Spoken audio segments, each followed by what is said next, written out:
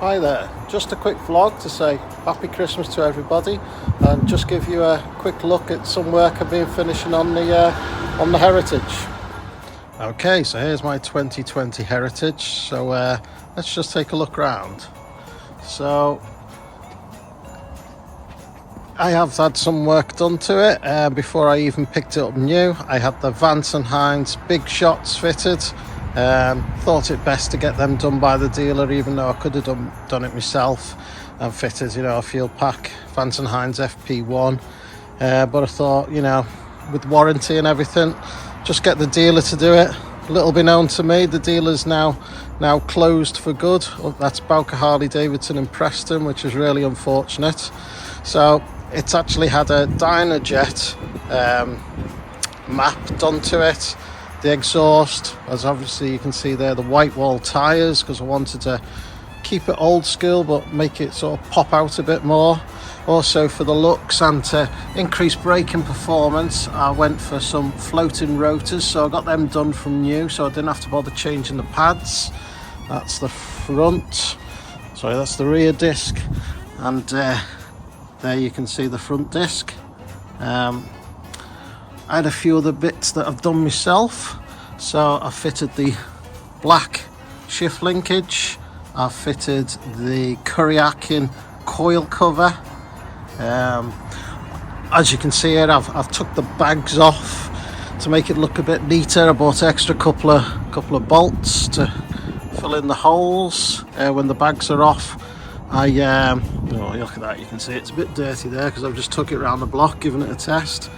I did have a swing arm bag on order from Preston, sort of Bowker Harley-Davidson in Preston, but that's not arrived, so it doesn't look like I'll be getting that. I'll have to reorder it somewhere else.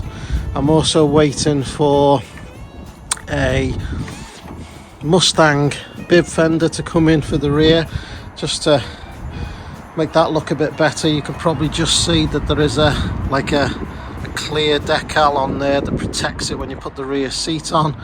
Obviously I'll be putting the rear seat on.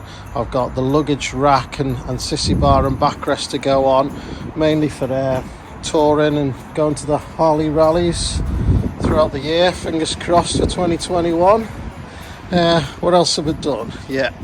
So changed the bars. They're actually the same height, but they're 1.25 inch thickness, so give a bit more of a chunky look, and they're a bit squarer rather than flowing like the standard ones. So they're a little bit more aggressive. You've obviously always got to go for that, chisel it, slightly leaning forward look. That's as far as I can go and still put the screen on for touring without it touching the screen, which is just about perfect for me, to be honest. So here I went with the nostalgic grips.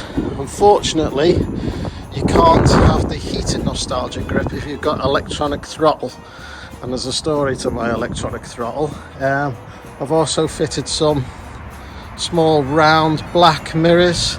I think look a bit more, gangster look to it, blacked out. So with the nostalgic grips not being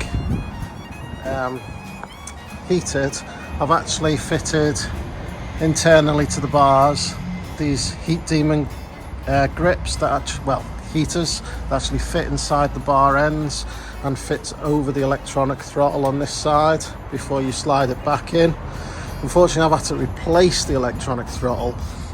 It's quite common actually, reading on YouTube and reading articles on forums, that they are quite brittle, and obviously I was a bit too aggressive fitting mine, and it didn't work when I fitted it all together and just had error codes coming up.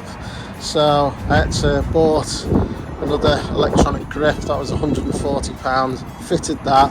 Obviously a little bit gutted, but considering what I saved from going to a dealer to fit bars, which would be, at least an 8-hour job at £90 an hour, I've saved a few bob there, so not too disappointed. Obviously this Heritage is the new ones that come with the 114. Although this is registered 2020, it's actually a 2019 model. but apparently the 19s are slightly better than the 20s because you actually get an alarm that you don't get on the 2020 models, and I've got the 2 fobs to go with it. So I've gone for a smaller number plate. I've actually got another one to fit because actually the holes that were drilled in there, they wouldn't fit when the dealer put the luggage rack on, so they had to lower it and they've just stuck it on. So I bought another one. I'm also going to black out the back of it with some black vinyl tape. I've actually used some black vinyl tape on the front here. I'm probably going to do it again, try and do it a bit better, but just to stop the stone chips. Obviously I've taken the reflectors off. I've not got the bags on at the moment, so I've taken the reflectors off the bags as well and plugged the holes.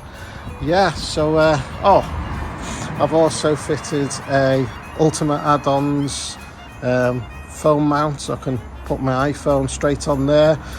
I went for the ball mount because I can quickly take this off and I can fit my TomTom straight on there if I'm going touring.